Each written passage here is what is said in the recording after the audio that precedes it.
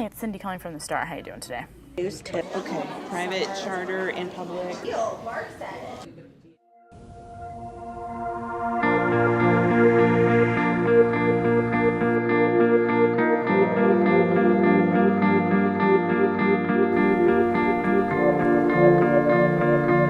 All of this has forced us to begin to think more and more about our audience and about who they are and about where they are and how they're consuming it. And in the past, we were sort of arrogant to a certain extent about pushing content to them, and now we're thinking more about what they want to read and when and where they want to read it. If I get off the phone with someone and I confirm something, which is still obviously extremely important, I hang up, I pick up my phone, or I go to my Twitter homepage and type something out and send it out. And that's usually to let our readers know, or our followers know, that something's breaking and we're following up on it immediately.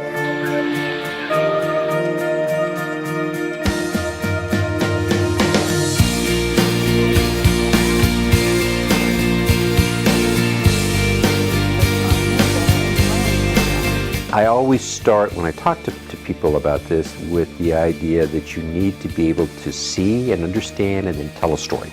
It's really still all about the story. Like for the fiscal year, how much have they borrowed? And he didn't talk about something that is in the data that I have. And I just wanted to make sure that I understand that part of it correctly. And there's a couple other things I just want to check myself on. Hey, I've got another question for you.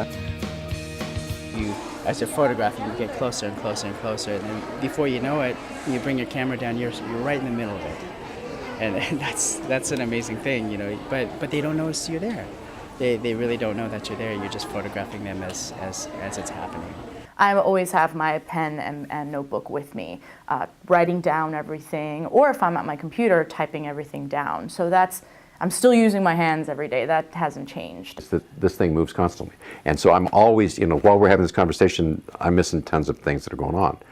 But at the same token, I recognize that the consumers of our information are in the same position, if not more so.